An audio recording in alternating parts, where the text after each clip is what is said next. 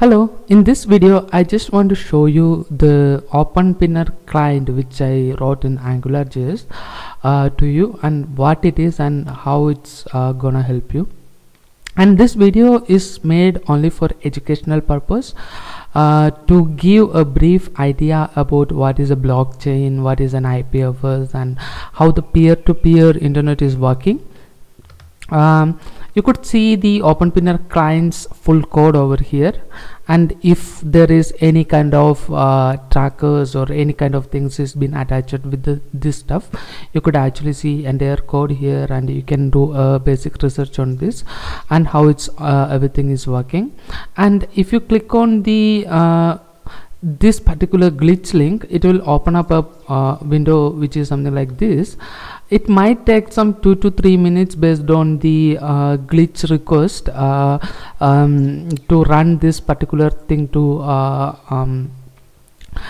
start serving in that glitch URL. If you don't like the glitch, you can actually download the entire code into your local repo and run that into your local repo. The instruction is been given here, and if you start running that thing, you will see a window which is something like this. So this is very simple thing. The underlying technology is very good to know, because everything which you are seeing over here is coming from an IPFS node. And what is this IPFS node is mean, or what is this IPFS is means?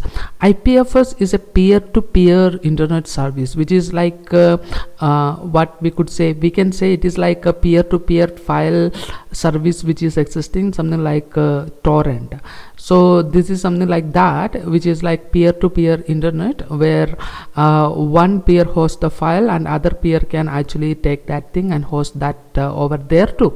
So if you want to see a quick introduction to IPFS, watch this video. It will give you a brief idea about what is an IPFS, how it's working, and what are the underlying technology over there.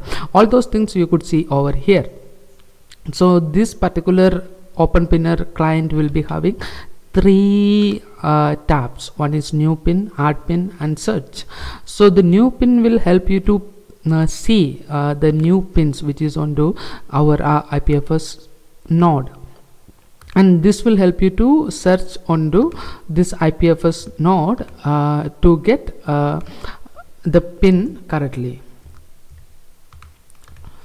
So this will give you the result based on the pins which is there or not. So there is next and back buttons, where you can see like you can go up and back like this, next and back and back. So this is the only thing which is here, and same goes for the new pins also, like this. And if you see the pins over here, the links are actually available in IPFS. See, if it is loading, it will be loading something like this based on the IPFS. This is actually coming from an IPFS node. This particular data is hosted on IPFS node, and I'm browsing this IPFS node with a Brave browser. You can see that there is no trackers and stuff like that is been associated with this particular file. If you see here, in the case of the Google, there is approximately 7 of cross-site scripts has been blocked with the Brave browser. So what is this, the cross-site stuff? You know, the recent hack which is been happened all across, which is like supply chain hack which is happened recently, that is been put a lot of script across different stuff, and it has been spied a lot. Hello people, and a lot of countries including Russia, Japan, China, USA, and all those things has been got affected very heavily. Also it's got and like things like nuclear stuffs and stuffs like that is being hacked from the using this supply chain hack actually.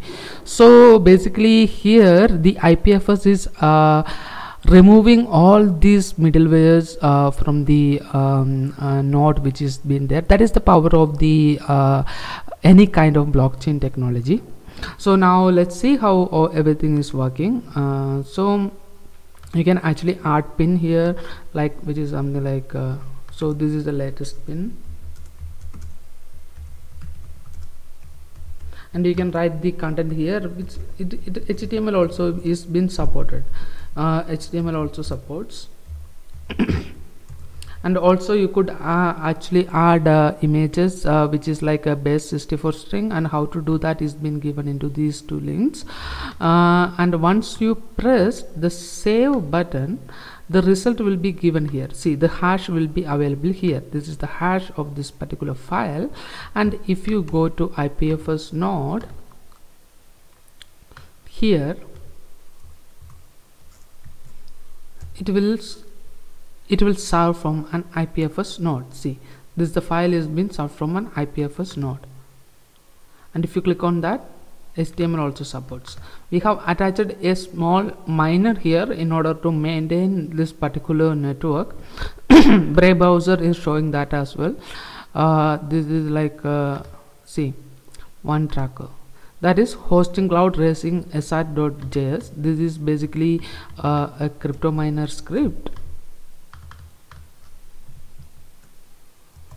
which looks like this. Is a JavaScript crypto miner. So we have actually hosting that with our IPFS node in order to maintain this network, or in order to monetize this particular network. This is a Banano miner. So this is how our OpenPinner client is working.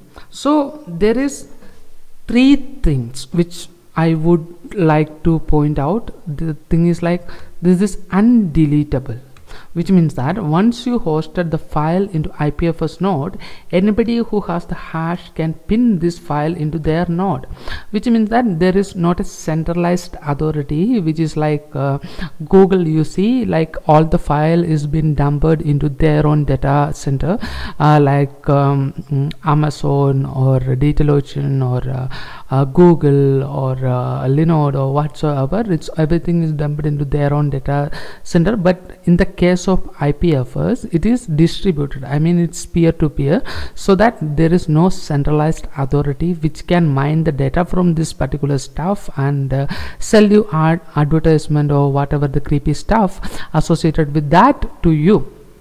So which means that you can't delete the file from the internet, which means that anybody who has the hash can actually pin this file into their node. So this is not able to delete.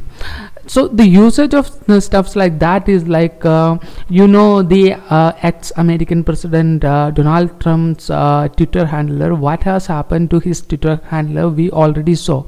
So many things he has posted on the Twitter. All of a sudden Twitter has deleted everything from his account. So like these things will never happen with the IPFS. Once it is hosted, it will be there in internet forever. So whoever with the hash can actually see the data, and it's actually saved as a data into server, so that it's not a file like HTML or CSS or CSV or whatsoever. It's actually a hash and it's a file.